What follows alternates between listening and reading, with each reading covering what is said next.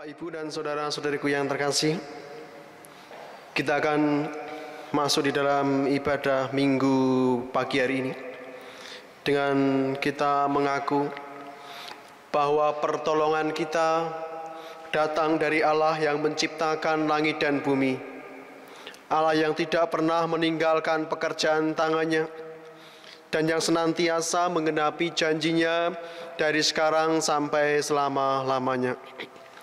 Kasih karunia dan damai sejahtera dari Allah Bapa kita, dari Tuhan kita Yesus Kristus, dan persekutuan-Mu dengan Roh Kudus turunlah dan menyertai saudara sekalian.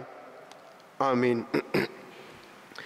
Kita akan membuka ibadah kita saat ini dengan mendengarkan firman Tuhan pembuka ibadah dari Yohanes 4 ayat yang ke-23 sampai yang ke-24. Demikian sabda firman Tuhan.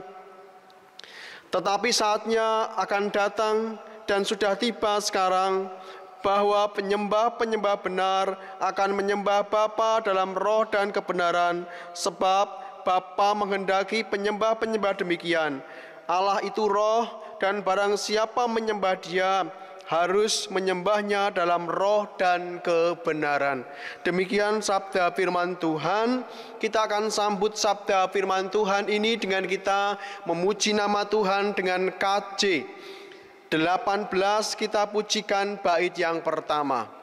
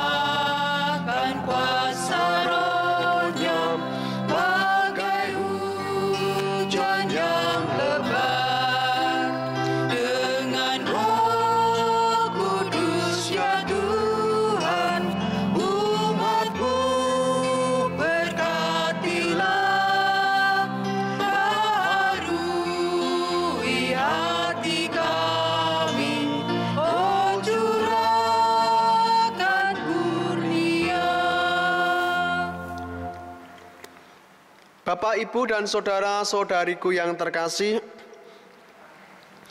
kita akan mendengar sabda firman Tuhan tentang hukum kasih. Demikian, kasihlah Tuhan Allahmu dengan segenap hatimu, dan dengan segenap jiwamu, dan dengan segenap akal budimu.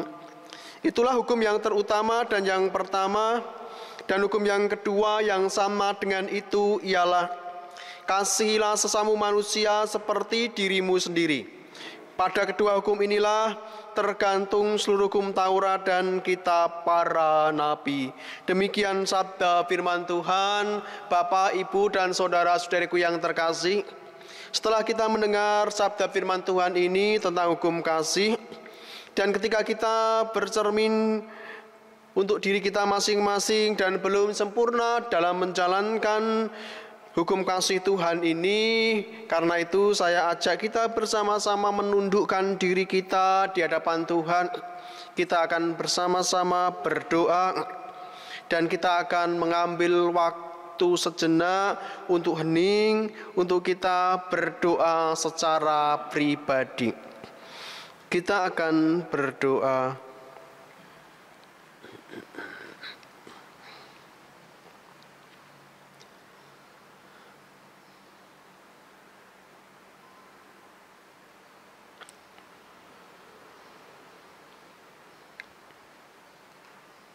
Tuhan Yesus, kami mengucap syukur Tuhan untuk setiap kebaikan yang sudah Engkau berikan kepada kami, cinta kasih-Mu yang kami rasakan dalam kehidupan kami, pemeliharaan-Mu yang Kau kerjakan dalam hidup kami, dan kami tidak pernah kekurangan Tuhan. Pagi hari ini Tuhan, di dalam ibadah yang kudus ini, sebelum kami lebih dalam lagi masuk di dalam ibadah ini, Kau kuduskan, sucikan kami dari setiap dosa kami. Kami mengaku Kami berdosa Tuhan, kami kerap melanggar apa yang Engkau firmankan, apa yang Engkau ajarkan. Kami belum sempurna menjalankan itu semua. Karena itu Tuhan Yesus Kristus, kami mohon pengampunan dari Engkau, pengampunan dosa dari-Mu, sehingga pada kesempatan pagi hari ini, sebelum kami lebih dalam lagi masuk di dalam ibadah kami, Engkau yang menyucikan, menguduskan, dan memberkati kami, sehingga kami layak masuk di dalam ibadah kami saat ini. Engkau berkati Tuhan, hamba-hamba-Mu yang saat ini sudah Engkau pilih untuk melayani Engkau. Berkati kami semua, berikan kami hikmat-Mu, kekuatan-Mu, kesehatan-Mu, sehingga kami bisa melayani Engkau dengan baik dan penuh dengan hikmat Tuhan. Tutup bungkus ruangan ini, apapun yang kami pakai untuk setiap sarana dan prasarana dalam ibadah ini, Engkau yang menyucikan, Engkau yang menguduskan itu, sehingga kemuliaan nama-Mu Tuhan hendak kami muliakan, dan yang terbaik hendak kami berikan untuk Engkau. Terima kasih Bapa, di dalam nama Tuhan kami Yesus Kristus, kami berdoa dan kami menundukkan diri kami di hadapan-Mu. Amin. Bapak, Ibu, dan saudara-saudariku yang terkasih, kita akan membaca satu firman Tuhan sebagai berita anugerah dari Roma 6 ayat pertama sampai ayat yang keempat. Roma 6 ayat pertama sampai yang keempat. Demikian sabda firman Tuhan. Jika demikian, apakah yang hendak kita katakan? Bolehkah kita bertekun dalam dosa, supaya semakin bertambah kasih karunia itu? Sekali-kali tidak. Bukankah kita telah mati bagi dosa? Bagaimanakah kita masih dapat hidup di dalamnya? Atau tidak tahukah kamu bahwa kita semua yang telah dibaptis dalam Kristus telah dibaptis dalam kematiannya? Dengan demikian kita telah dikuburkan bersama-sama dengan Dia oleh baptisan dalam kematian, supaya sama seperti Kristus telah dibangkitkan dari antara orang mati oleh kemuliaan Bapa, demikian juga kita akan hidup dalam hidup yang baru. Demikian sabda firman Tuhan, dan kita akan sambut sabda firman Tuhan ini dengan kita menaikkan kidung pujian KJ 34 bait yang pertama.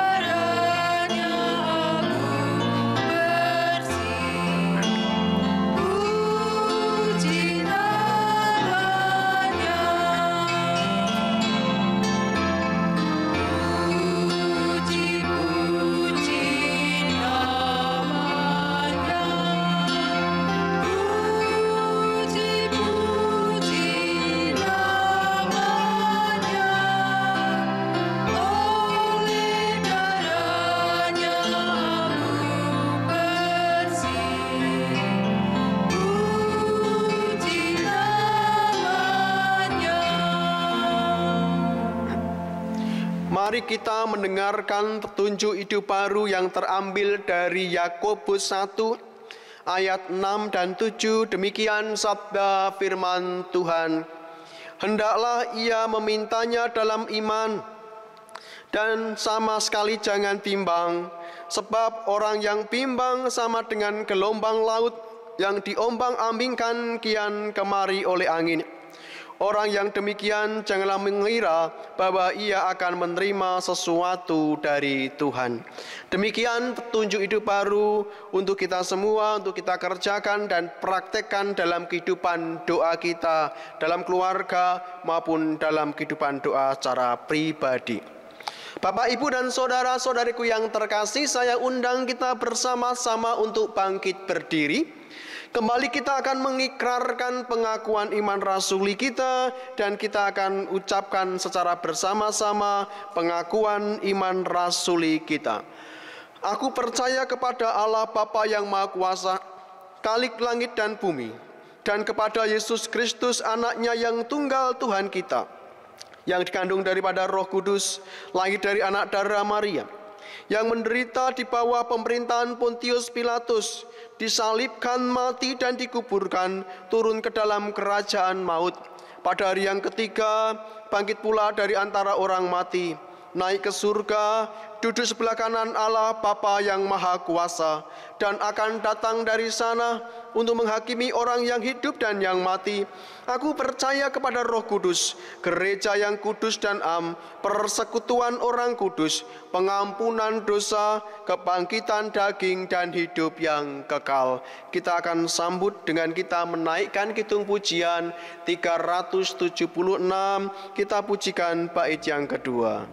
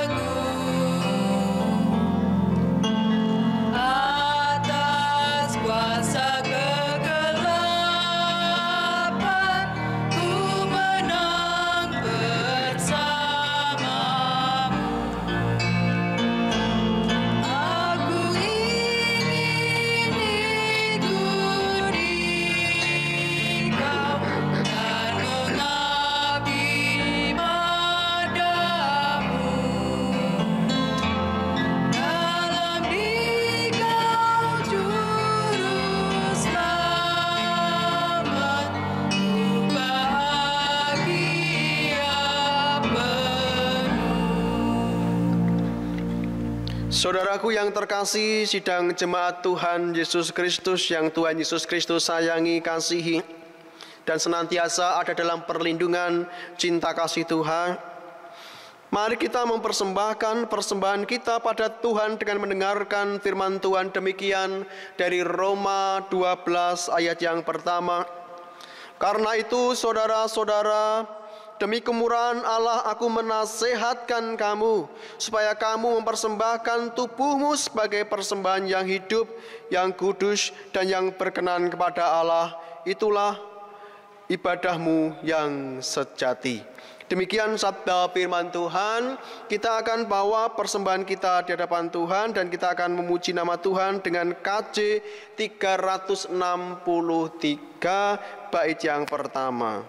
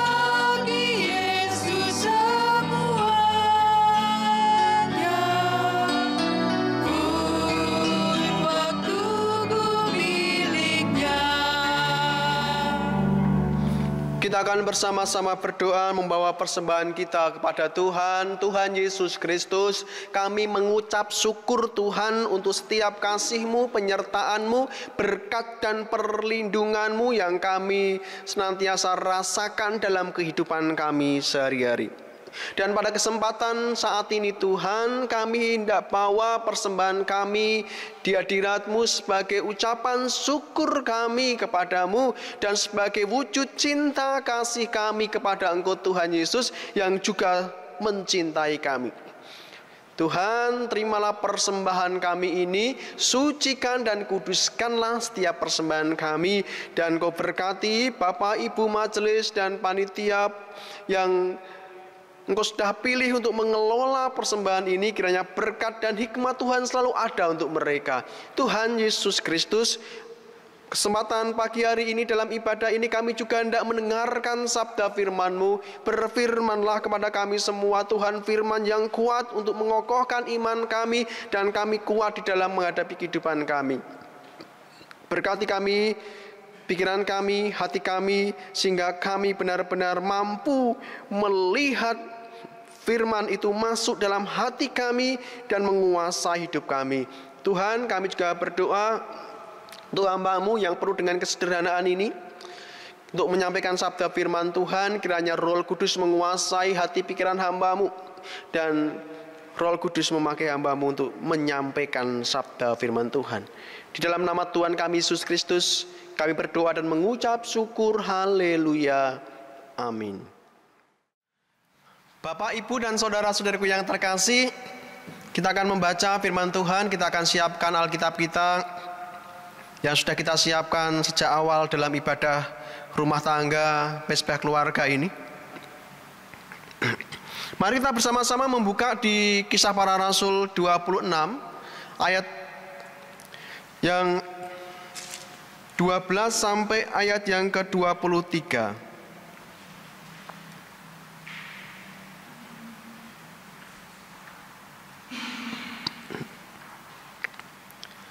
Demikian sabda firman Tuhan. Paulus menceritakan pertobatan dan panggilannya. Dan dalam keadaan demikian, ketika aku dengan kuasa penuh dan tugas dari imam-imam kepala sedang dalam perjalanan ke Damsyik, tiba-tiba ya Raja Agripa, pada tengah hari bolong aku melihat di tengah jalan itu cahaya yang lebih terang daripada cahaya matahari turun dari langit meliputi aku dan teman-teman seperjalananku. Kami semua rebah ke tanah dan aku mendengar suatu suara yang mengatakan kepadaku dalam bahasa Ibrani, Saulus, Saulus, mengapa engkau menganiaya aku? Sukar bagimu menendang ke galah rangsang. Tetapi aku menjawab, siapa engkau Tuhan? Kata Tuhan, akulah Yesus yang kau aniaya itu. Tetapi sekarang bangunlah dan berdirilah. Aku menampakkan diri kepadamu untuk menetapkan engkau menjadi pelayan dan saksi tentang segala sesuatu yang telah kau lihat daripadaku dan tentang apa yang akan kuperlihatkan kepadamu nanti. Aku akan mengasingkan engkau dari bangsa ini dan dari bangsa-bangsa lain, dan aku akan mengutus engkau kepada mereka untuk membuka mata mereka supaya mereka berbalik dari kegelapan kepada terang dan dari kuasa iblis kepada Allah, supaya mereka oleh iman mereka kepadaku memperoleh pengampunan dosa dan mendapat bagian dalam apa yang ditentukan untuk orang-orang yang dikuduskan. Sebab itu ya Raja Agripa, kepada penglihatan yang dari surga itu tidak pernah aku tidak taat. Tetapi mula-mula aku memberitakan kepada orang-orang Yahudi di Damsyik, di Yerusalem dan di seluruh tanah Yudea, dan juga kepada bangsa-bangsa lain, bahwa mereka harus bertobat dan berbalik kepada Allah, serta melakukan pekerjaan-pekerjaan yang sesuai dengan pertobatan itu. Karena itulah orang-orang Yahudi menangkap aku di bait Allah dan mencoba membunuh aku. Tetapi oleh pertolongan Allah aku dapat hidup sampai sekarang dan memberi kesaksian kepada orang-orang kecil dan orang-orang besar. Dan apa yang kuberitakan itu tidak lain daripada yang sebelumnya telah diberitakan diberitahukan oleh para nabi dan juga oleh Musa, yaitu bahwa Mesias harus menderita sengsara dan bahwa ia adalah yang pertama yang akan bangkit dari antara orang mati, dan bahwa ia akan memberitakan terang kepada bangsa ini dan kepada bangsa-bangsa lain. Demikian sabda firman Tuhan. Berbahagialah kita yang mendengarkan sabda firman Tuhan, merenungkan sabda firman Tuhan itu dan melakukan itu dalam kehidupan kita sehari-hari. Haleluya. Selamat pagi Bapak, Ibu, dan saudara-saudariku yang terkasih. Shalom. Segala pujian syukur kita hanya kita panjatkan kepada Tuhan yang sampai hari ini Tuhan senantiasa mewujud nyatakan cinta kasih-Nya, perlindungan dan pemeliharaannya kepada kita semua. Bapak, Ibu, dan saudara-saudaraku yang terkasih, dimanapun Bapak Ibu berada, di rumah masing-masing, berkumpul bersama dengan keluarga, di dalam ibadah keluarga dan mezbah keluarga, Bapak Ibu saudaraku yang terkasih. Pada kesempatan pagi hari ini dalam ibadah kita saat ini, kita akan belajar tentang satu tema, yaitu mempertahankan iman di saat krisis, belajar dari Paulus. Saudaraku yang terkasih dan yang senantiasa dikasihi oleh Tuhan kita Yesus Kristus, kita masih berjuang bersama bagaimana menuntaskan pandemi virus COVID-19 ini. Kita berjuang di dalam doa dan senantiasa mematuhi anjuran-anjuran yang sudah saat ini terus digalakkan oleh pemerintah supaya kita semua menjadi pribadi yang sehat dan bangsa kita juga semakin hari semakin mampu untuk menanggulangi virus corona ini.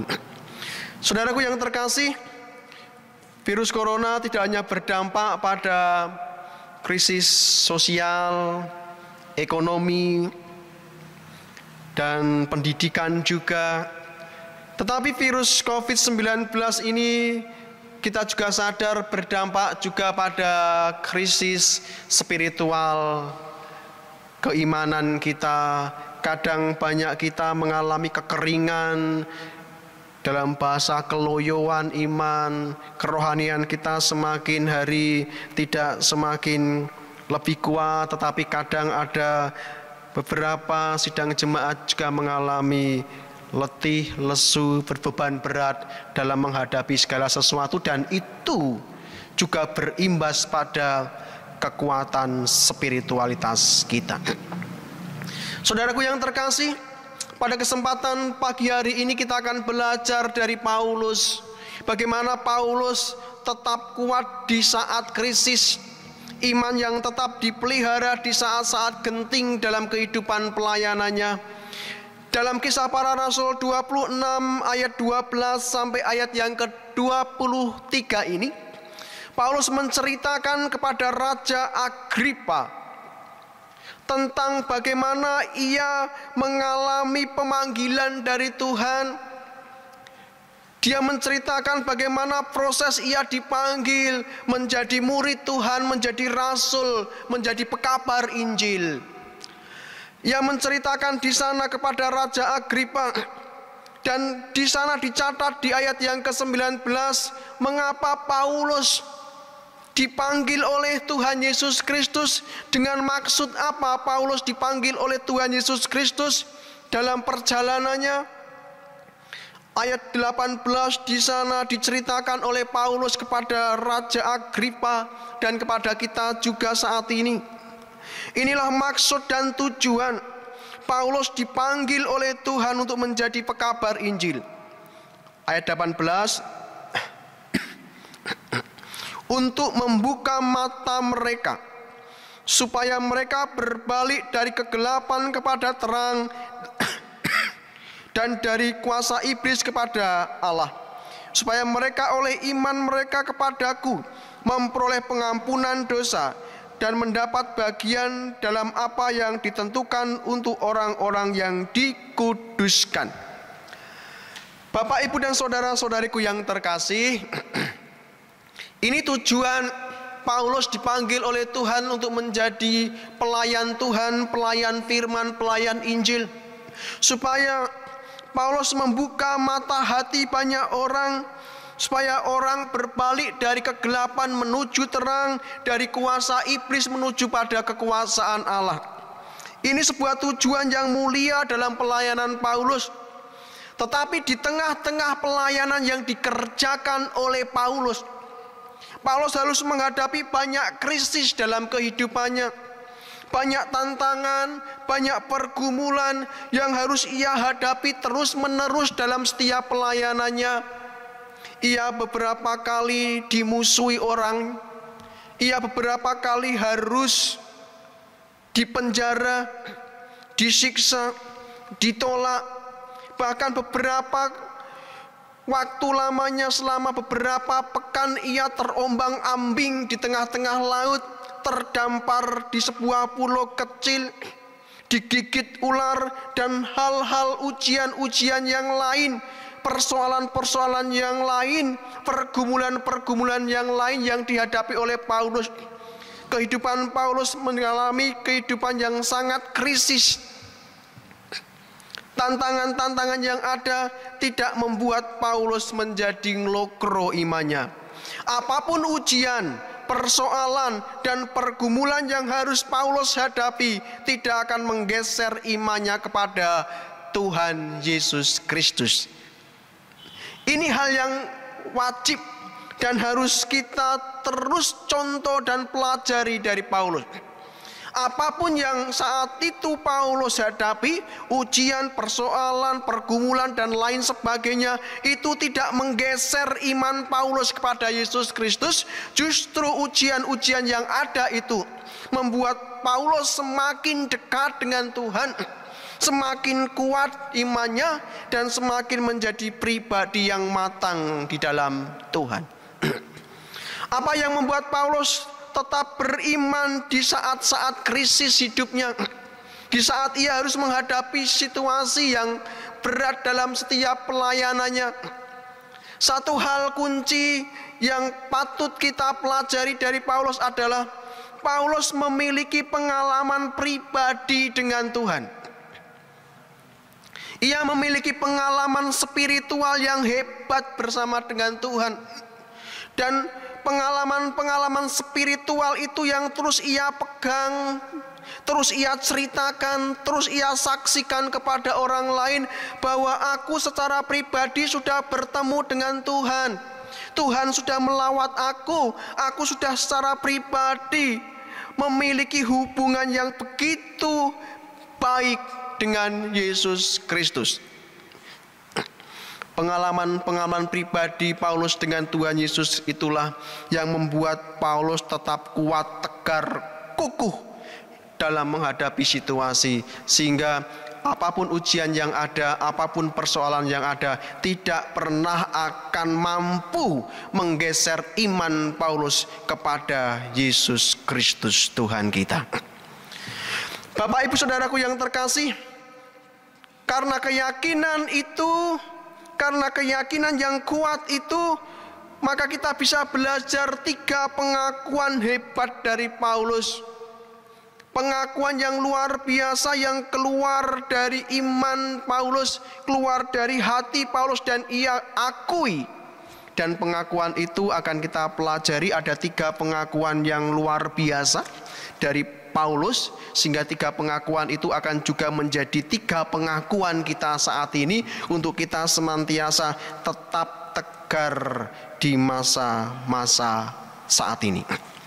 Kita akan belajar ada 3 pengakuan. Yang pertama, pengakuan Paulus. Paulus mengaku bahwa hidupnya, termasuk hidup orang Kristen, orang percaya kita, Paulus mengaku bahwa hidupnya adalah milik Tuhan. Roma 1 ayat 6 di sana dijelaskan, kita adalah milik Tuhan. Kamu juga termasuk di antara mereka. Kamu telah dipanggil menjadi milik Kristus.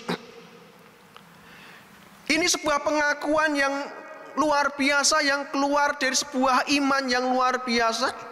Paulus mengakui bahwa dirinya adalah milik Kristus. Aku milik Kristus. Aku hidup di dalam perlindungan Kristus. Aku hidup di dalam pemeliharaan Kristus.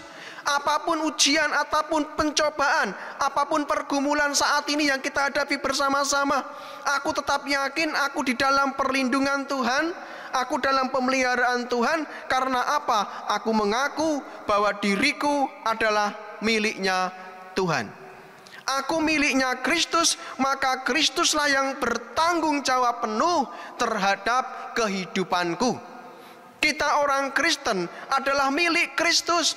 Kita orang percaya adalah milik Kristus, maka kita harus memahami, kita harus meyakini, kita harus mengimani bahwa selagi kita mengakui bahwa kita adalah milik Kristus, maka Kristus bertanggung jawab penuh atas kehidupan kita, atas perlindungan kita, dan atas pemeliharaan umat-umat yang dikasihi Tuhan sebagai milik kepunyaannya.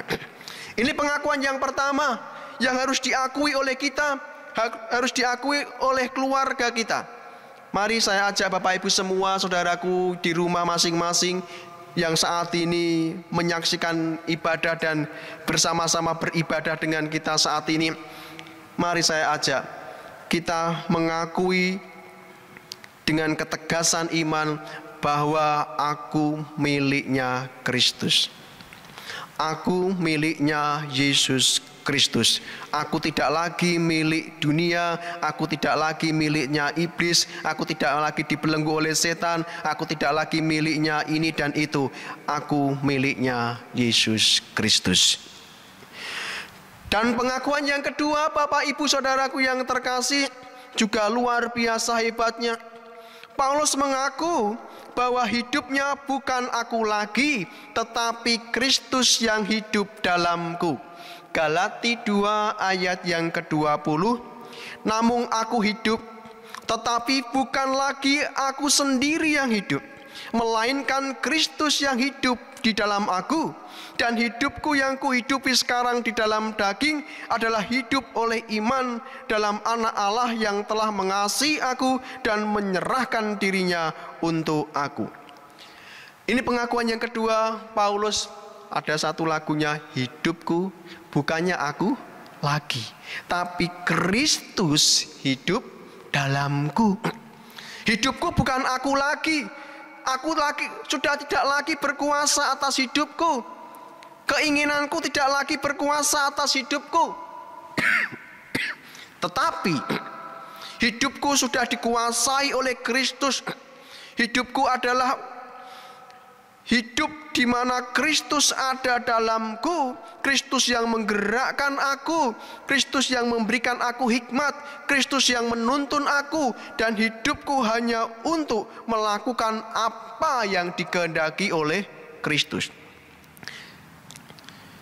Hidup kita sebagai orang Kristen tidak lagi hidup yang dikendalikan oleh keinginan, kepentingan kita, tetapi hidup kita sebagai orang Kristen harus dikendalikan oleh Kristus, dan apa yang dikehendaki oleh Kristus itulah yang kita kerjakan dan menjadi kebenaran dalam hidup kita. Ini pengakuan yang kedua, Bapak Ibu Saudaraku yang terkasih. Ayo kita juga menjadikan pengakuan Paulus ini juga menjadi pengakuan kita, bahwa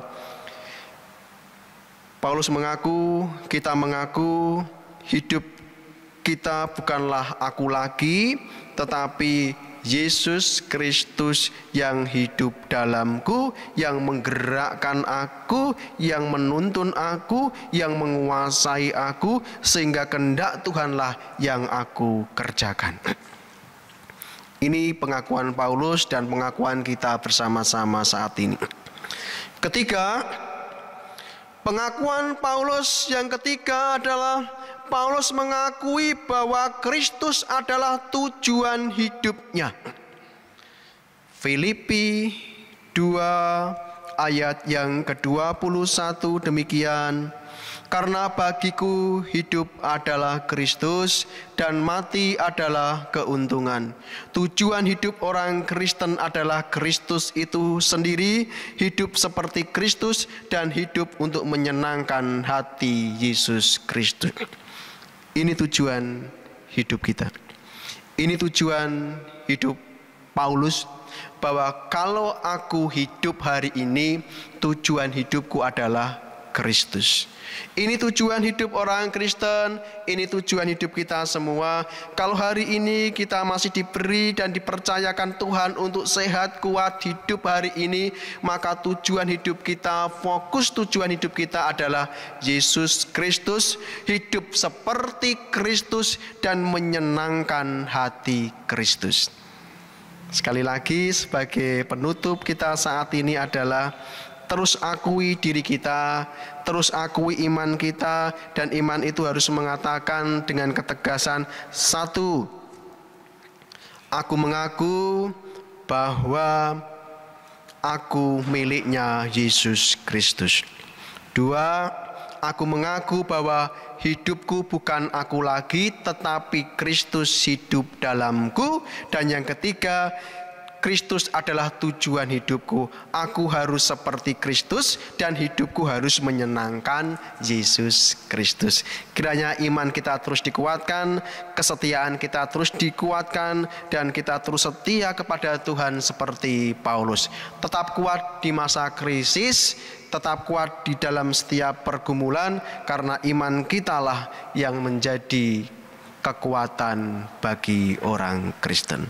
Tuhan Yesus Kristus senantiasa memberkati kita semua, dan kiranya firman Tuhan ini menjadi rema untuk kita saat ini. Amin. Kita akan berdoa. Tuhan Yesus, kami sudah mendengarkan sabda firman-Mu yang menguatkan iman kami di masa-masa krisis, khususnya di pandemi COVID-19 ini. Di tengah-tengah krisis sosial, kadang krisis ekonomi, dan krisis-krisis yang lain yang saat ini sedang dialami oleh dunia bangsa kami. Tetapi di tengah-tengah krisis seperti ini Tuhan, kami tetap kuat, iman kami tetap harus bertumbuh, iman kami harus tetap kuat dan kokoh di hadapan Tuhan, karena dengan kekuatan iman inilah kami bisa melalui krisis-krisis yang ada ini, melalui pandemi COVID-19 ini, dan kami harus senantiasa menyerahkan semua padamu dan mempercayakan hidup kami, hidup keluarga kami, mempercayakan bangsa Indonesia ini, mempercayakan Kabupaten Kendal ini di dalam kasih penyertaan-Mu, dan kami yakin, kami percaya bahwa Engkau yang akan memberkati bangsa kami, memberkati Kabupaten Kendal, memberkati keluarga kami, memberkati kami pribadi demi pribadi. Berkati sidang jemaat-Mu ya Tuhan, yang saat ini sedang sakit, Engkau berikan kesehatan, kekuatan. Yang sedang punya masalah, Engkau senantiasa menguatkan dan membuka jalan keluar. Tuhan, terima kasih untuk semuanya. Kami serahkan semua dalam tangan kuasa-Mu, dan kami berdoa untuk keluarga Bapak Sugito yang saat ini sedang berduka. Kiranya Engkau Allah yang memberkati keluarga ini, yang memberikan kekuatan dan penghiburan untuk keluarga ini. Tuhan, ini doa kami serahkan setiap doa kami, permohonan kami di dalam nama Tuhan kami Yesus Kristus. Haleluya. Amin. Bapak, Ibu, dan saudara-saudariku yang terkasih, kita akan sambut sabda firman Tuhan ini dengan kita kembali memuji nama Tuhan di KJ 376. Kali ini kita akan pujikan bait yang pertama.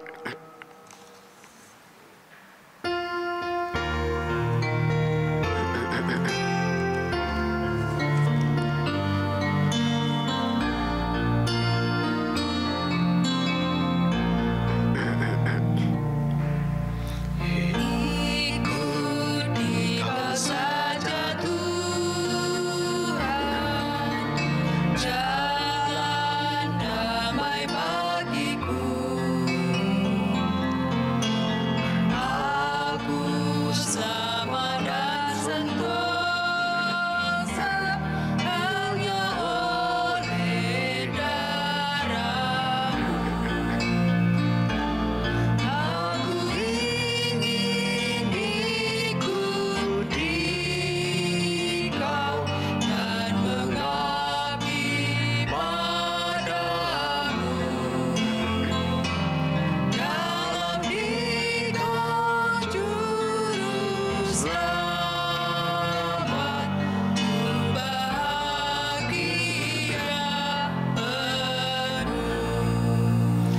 Bapak, Ibu, dan saudaraku yang terkasih, saya undang kita bersama-sama untuk bangkit berdiri. Kita akan mengakhiri ibadah kita saat ini, dan sebelumnya kita akan berdoa Bapa kami terlebih dahulu, dan saya ajak kita bersama-sama berdoa demikian.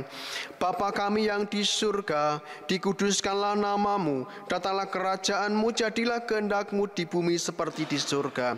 Berilah kami pada hari ini makanan kami yang secukupnya, dan ampunilah kami akan kesalahan kami seperti kami juga mengampuni orang yang bersalah kepada kami. Dan janganlah membawa kami ke dalam pencobaan, tetapi lepaskan kami daripada yang jahat, karena Engkaulah yang mempunyai kerajaan dan kuasa dan kemuliaan sampai selama-lamanya. Amin. Bapak, Ibu, dan saudaraku yang terkasih, kita akan undur dari ibadah kita saat ini, dan kita masing-masing menerima pengutusan dan berkat Tuhan. Pulanglah dengan damai sejahtera, tinggal di dalam hatimu masing-masing.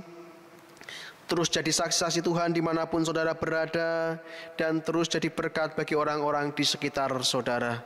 Bapak, Ibu, saudaraku yang terkasih, tundukkanlah dirimu di hadapan Tuhan, karena Tuhan kita Yesus Kristus berkenan untuk memberkati engkau. Terimalah berkat dari Tuhan. Tuhan Yesus Kristus memberkati engkau dan melindungi engkau dimanapun engkau berada. Tuhan Yesus Kristus menyinari engkau dengan wajahnya dan memberikan engkau kasih karunia. Tuhan Yesus Kristus menghadapkan wajahnya kepadamu dan memberikan engkau damai sejahtera. Berkat, perlindungan, dan pemeliharaan dari Allah Bapa, Putra, dan Roh Kudus turun dan menyertai saudara sekalian dari sekarang sampai selama-lamanya. Amin. Bapak, Ibu, dan saudara-saudaraku yang terkasih, kita akan menutup ibadah kita saat ini dengan kita menaikkan kidung pujian 406. Kita pujikan bait yang pertama dan yang kedua.